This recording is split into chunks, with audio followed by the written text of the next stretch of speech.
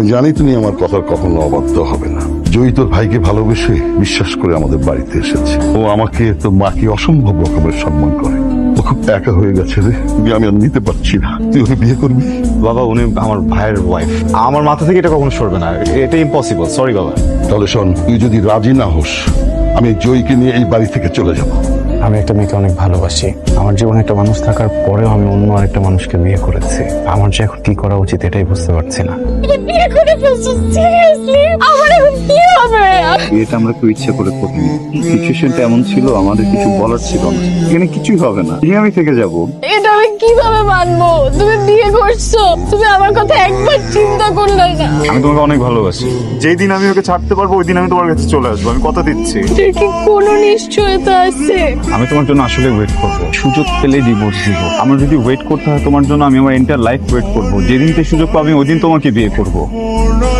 আপনি এসছেন? বাবা মা আপনার জন্য অপেক্ষা করতে করতে ঘুমিয়ে পড়েছে। আমি আপনার জন্য ডিনার রেডি করে রেখেছি, আর আমিও খাবো না। খাইনি। খেয়ে আসছি বাড়িতে। আমি আজকে প্রমির সাথে দেখা করতে গেছিলাম। আজকে সবকিছু বলে এসেছি। এদিকে সবকিছু সর্ট আউট করার পরে আমি এই সম্পর্কটা শেষ করে ওকে বিয়ে করবো। আপনার জীবনে ভালো মানুষটা না হতে পারলেও আপনার জীবনে খারাপ মানুষটা হতে চাই।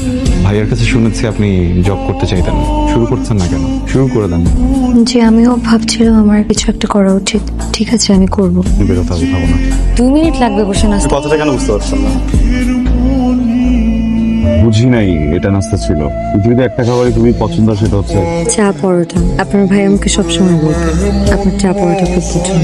আপনি যখন দেশের বাইরে চলে যান, আপনার ভাই আপনাকে খুব মিস করতো, আর মাঝে মাঝে আমাকে বলতো চা পরোটা বানিয়ে দেওয়ার কথা। আমি যখন বানিয়ে দিতাম তখন সে খুব মজা করে খেত। আপনার জন্য সবকিছু অনেক কঠিন হয়ে যাচ্ছে, তাই না? কেন? আমাকে দেখলে ওর কথা মনে পড়ে। তুমি আর ওই মেয়েটা একই সাথে থাকো? কোন মেয়েটা? তোমার এক্স ভাবি, প্রেজেন্ট ওয়াইফ। একসাথে থাকি না, এক রুমে থাকি। ও নিশ্চয়ই নিচে থাকে। তো নিচে থাকারই কথা, ও নিচে থাকে না? ও চলে যাচ্ছে না কেন বাপের বাড়িতে? তুমি কয়েকদিনের জন্য আসছো বাংলাদেশে, তুমি তো চলে যাবা। এই কয়েকদিন ও বাপের বাড়িতে থাক। মেয়েটা এরকম স্টুপিড কেন? আমি বুঝলাম না, ওর চরিত্রে সমস্যা আছে।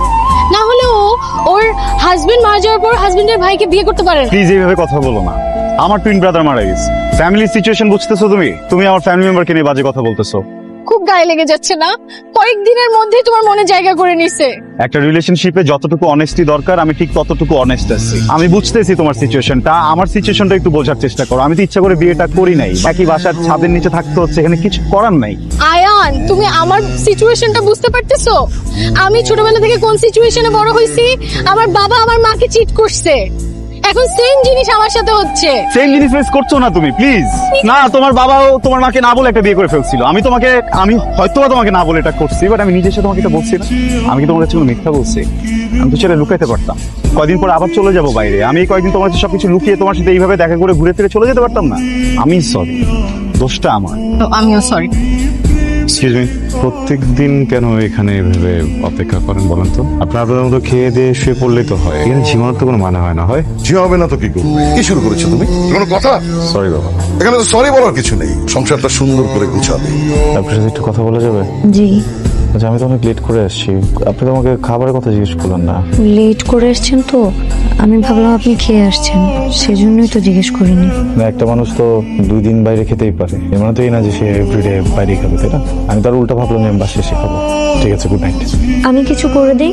না, প্রয়োজন নেই, উঠতে হবে না, আমি খাবো না। লিগালি ওয়াইফ তো আমার, তো খাবার রাখলে কি হইতো? আপনার ভাই বাসায় যেটা রান্না করার থাকতো সেই খাবারটাই খেত। আর আপনার ভাই এত রাত করে বাসায়, আর বাসায় আসার আগে সে আমাকে সবসময় বলে দিত সে কি খেতে চায়। হতে লাগলে না আমার মাথাটা ঠিক থাকে না, মাথা গরম হয়ে যায়। আমি সরি।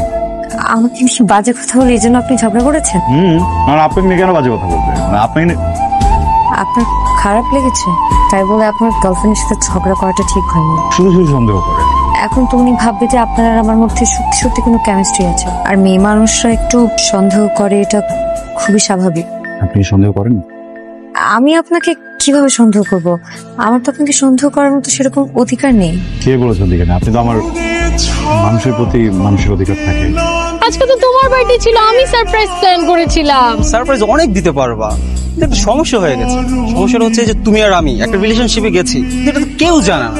অ্যাটলিস্ট তোমার আর আমার ফ্রেন্ডরা তো জানতে পারে। দেখো, আমি নজর জিনিসটা অনেক বিশ্বাস করি, তুমি জানো। আমি চাই না তোমার আমার সম্পর্কে কারো নজর লাগুক। তুমি দেখো, আমার বাবা আর মার কত সুন্দর একটা সম্পর্ক ছিল, কার না কার নজর লেগে এত সুন্দর সম্পর্কটা আজকে আলাদা হয়ে গেল। তোর বাপ মায়ের ছাড়াছাড়ি কি নজর লাগার জন্য হয়েছিল, নাকি তোর বাপ তোর মাকে চিট করছিল বলতো? তুমি এখানে তুই এভাবে কথা বলতেছিস কেন? একটা মেয়ের সাথে কিভাবে কথা বলো জানোস না? বের হ এখান থেকে। ওর কোনো দোষ নাই। ওর যদি দোষ না থাকে দোষটা কার? দোষটা কি আমার? দোষটা কারো না, দোষটা তোমার আমার সিচুয়েশনের। তুমি নিজেকে আমার জায়গায় দাঁড় করায় দেখো। তুমি একটা মেয়ের সাথে 5 বছর সম্পর্কে ছিলা, 3 বছর তুমি অপেক্ষা করছো, সে বাহিরে ছিল যে আসলে তুমি বিয়ে করবা। সে ঠিকই দেশে আসলো, সে ঠিকই বিয়ে করলো, কিন্তু তোমাকে বিয়ে করলো না, অন্য একজনকে বিয়ে করলো। এটা তুমি মেনে নিতে পারতা, কিন্তু আমার এটা মেনে নিতে হয়েছে। আর তুমি দেখো, আজকে তুমি আমাকে একটা ছেলের সাথে শুধু দেখছো, এটা তুমি মেনে নিতে পারো নাই। তুমি ছেলের গায়ে হাত তুলে ফেলছো।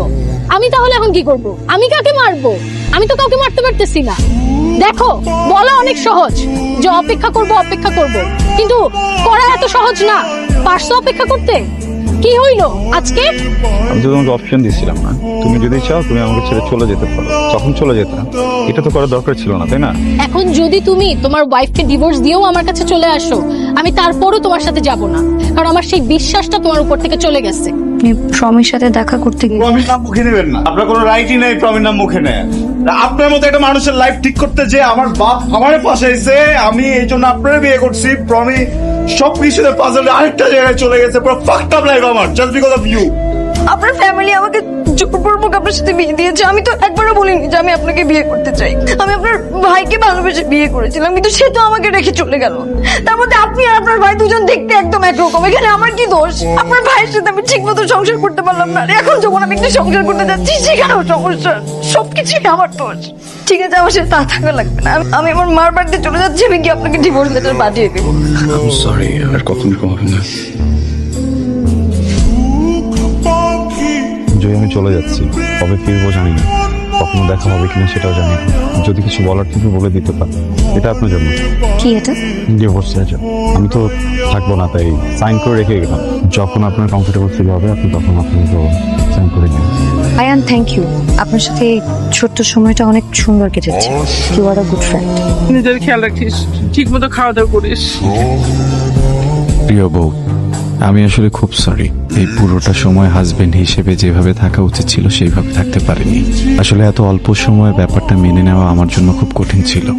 দেশে আসতে না আসতেই বিয়ে, তারপর প্রমির বিষয়টা, সবকিছু মিলিয়ে আমি একটু পেঁচিয়ে ফেলেছিলাম। হয়তোবা প্রমির সাথে বিচ্ছেদের দিন আমি একটু খারাপ ফিল করছিলাম, কারণ এই সম্পর্কটা আমার আর আপনারই ছিল।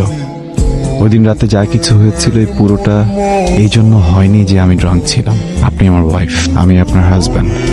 আসলে একটা অধিকারের জায়গা আছে, কিন্তু এরপর কি বলবো না বলবো বুঝে উঠতে পারছিলাম না।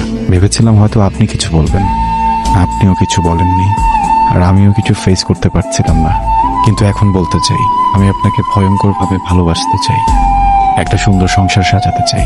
আমরা কি আমাদের অতীতটা ভুলে প্লিজ নতুন করে স্টার্ট করতে পারি?